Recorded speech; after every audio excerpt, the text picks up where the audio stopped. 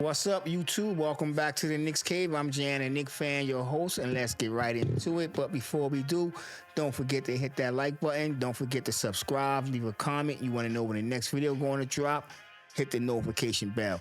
Let's get into it, y'all. What do y'all think? Did y'all see this? Did y'all see this kid play his first summer league game debut? What can I say? First thing we're gonna talk about uh his all-around performance. I say he had a solid, very good all-around performance. Showed his versatility by achieving nearly a triple-double. He had 7 points, 7 rebounds, 7 assists. What can I say? First, let's talk about the game a little bit before I get further into my man Tyler, the Kreator. 94-90, New York Knicks, Summer League. You don't really look for. I would like to win. I'm not gonna lie, you. I would like for the team to walk away with the victory. But if you think about the Hornets, being that they played 3 games already in the California Classic out in Vegas, they was already put together. I know this was Brandon Miller first game, but Brandon Miller is considered a vet when you talk about these guys. And if you see our vet over there, Dwayne Washington Jr. had 26 points. Nick Smith Jr., another vet, second year draft pick by the Hornets. He had 24 points. I will get to individual stats for a brief second later down the video. Because we're going to talk about my man Tyler the Kreator. You know what I'm saying? He showed very good versatility. He had 7 points, 7 rebounds, 7 assists without committing a turnover. He shot 33% from the field, 50% from downtown. I think he could have scored more points had he been more aggressive. But what I liked about this kid, you can tell he was trying to get everybody involved. Because the Knicks came out flat, got down by big points quick in the first quarter, early in the game, excuse me. And I just seen him trying to, get everybody involved, trying to, settle things down. And that's what I like because he's going to be a big part of what the New York Knicks is going to be doing next year. And what I mean by that, I already see him being our our backup point guard. And last night, games showed me that he's capable of doing that. He came out with 7 assists. Y'all already know how I feel about Jalen Brunson. Yeah, he's our superstar. He get the points. He it's exciting watching him, but I want him to average at least 8, 9 assists. And I think this kid, once he get with more proven players, that he would average at least 9 to 10 assists. We seen what he did in college. He did tonight is what you used to see him doing. So it wasn't nothing different. It's just that it let you know that the Knicks have a bright future going on, in my opinion, especially with this kid playing, the point when we sit down, relax. I know a lot of people going to, be thinking about what we're going to do with McBride. I've been thinking about that too. Like, what are we going to do with McBride? Because Tibbs use a 9-man rotation, sometimes 8-man rotation. And I really do see this kid going to the bench. That's McBride, I mean. Like I said, we want to talk about them points real quick. We look at what certain players did here. Hooker Pooty, I'm not gonna lie, he kind of disappointed me, but I did like his energy around the basket. I just think the coach didn't have that much faith in him. He played 17 minutes, but he got yanked out, and he wasn't in at key moments that I thought he should have been. And whenever we got cut the lead to 3, I thought we needed his athleticism around the rim for the rebounds. He had stepping, I can't pronounce that name, stepping stuff in there, and he was getting out rebounded. I mean, he had 9 points. He did score, but I don't know why we keep bringing this kid back in Summer League. I don't know if anybody want to come back and play on the Knicks, but I don't know. Stepping Steph, like I said, this was the Knicks' first Summer League game. They was playing a team that this was their 4th game. They played 3 games in Vegas, and they won all 3 of them games. I should add, you know what I'm saying? They did win them 3 games. We look at what Toppin did. Toppin, 19 points. He was 8 for 16 shooting, 1 for 3 from the free throw line, 2 for 3 from downtown, 3 assists, 6 rebounds, 5 defensive rebounds, 1 offensive rebound. I mean, Toppin showed that he could be capable of coming off the bench for the New York Knicks if Josh Hart or Don Vecchio got hurt.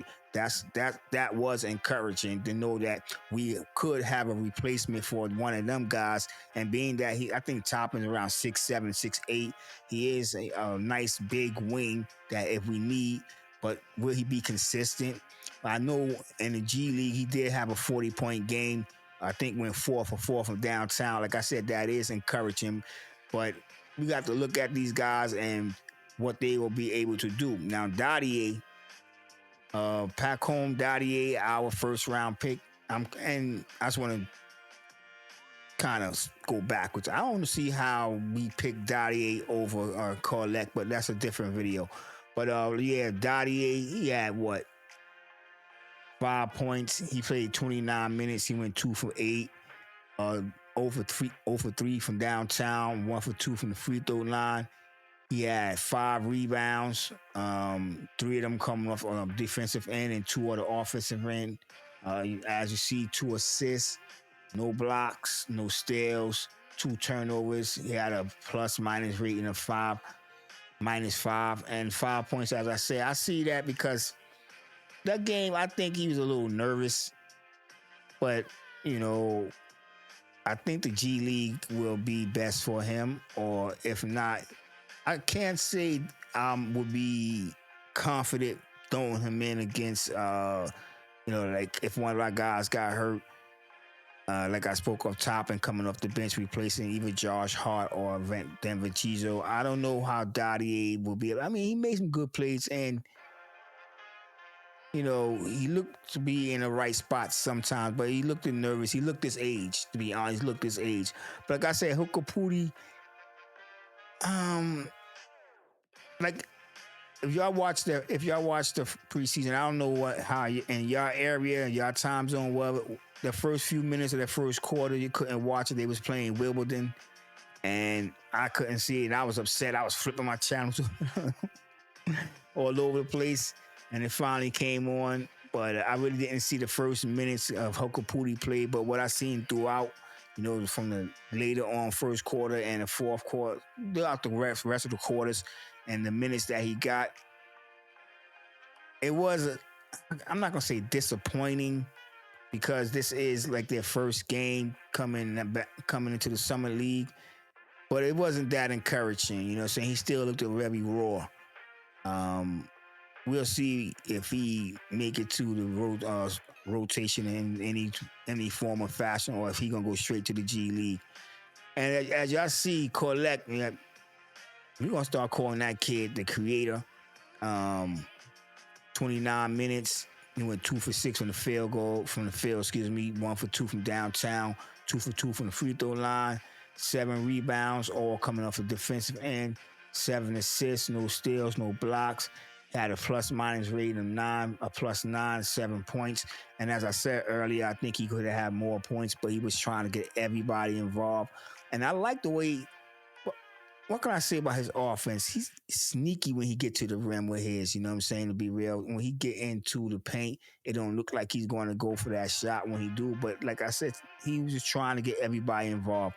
Let's go over to the Charlotte Hornets real quick, because the Charlotte Hornets got a promising young group over there, and with LaMelo Ball coming back, and Smith and Miller, and they just signed their own Bridges. I mean, I don't know if that's going to be enough to put them in contention for a playoff spot. Let's be real. Don't even talk about championship with the Charlotte Hornets just yet. I mean, who knows? But let's be real. I think that team will probably make a playoff spot, and if they make a playoff spot, it probably be 6, 7, or they might have to go through the play-in. You know what I'm saying? Which I ain't gonna lie to you, I kind of enjoy the play-in, the tournament. And speaking of that, you see they changed that end season tournament to the Players Cup, NBA Cup. I think the name, it's cool, but I really do enjoy both additions to the seasons. So Charlotte, I don't know, but they do have a promising young team. I'm not gonna lie to you, but the Knicks, with our draft picks, McKellar didn't play, still rehabbing from an injury. This guy looked like he's going to be able to get everybody involved, and especially with Denver Chizo, I could see his shooting going up, because he's going to be looking for him. Josh Hart, we're going to see what that second unit look like. If Is Josh Hart gonna be our backup power forward? Dunleavy Teaser our small forward. Miles our shooting guard. Like I don't know, but I do know he's gonna be our backup point guard.